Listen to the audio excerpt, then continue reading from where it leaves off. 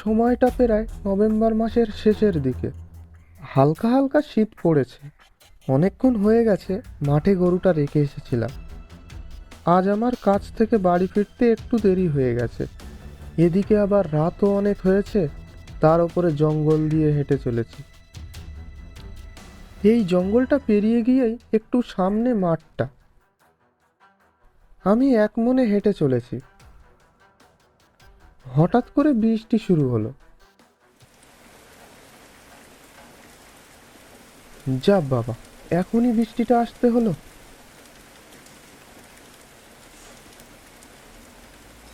আমি তখন তাড়াতাড়ি করে একটা গাছের নিচে গিয়ে দাঁড়ালাম।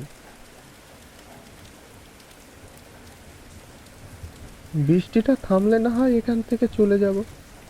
ওদিকে কি জানি আমার গরুটা কি করছে ওখানে। চারিপাশটা অন্ধকার হয়ে আছে, আর তার উপরে বৃষ্টিটাও থামছে না।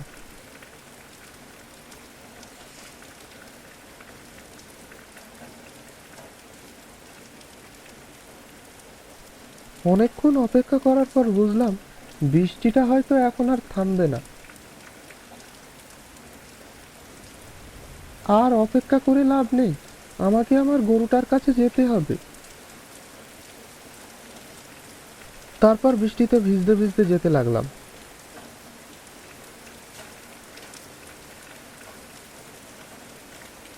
একটু সামনে গিয়ে দেখলাম ওই তো ওই তো আমার গরুটা সামনেই দাঁড়িয়ে আছে। হয়তো বৃষ্টির জন্য জঙ্গলের দিকে চলে এসেছে।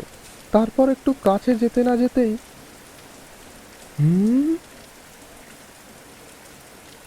সে তার গরুকে দেখে অবাক হয়ে গেল। এ কি, এটা কি করে সম্ভব? তারপর গরুটা তার দিকেই আসছিল।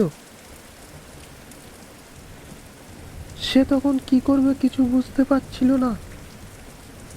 গরুটা আস্তে আস্তে তার দিকেই আসছে।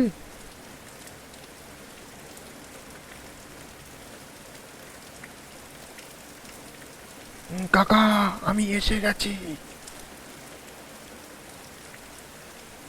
তারপর দূর থেকে পচার গলা ভেসে আসলো। সে দেখল পচা একটা হারিকেন হাতে নিয়ে দূরে দাঁড়িয়ে আছে। তারপর পচা হারিকেনটা ছুঁড়ে দিল ওই গরুটার দিকে, আর হারিকেনের আগুনটা ওই গরুটার গায়ে গিয়ে লাগলো।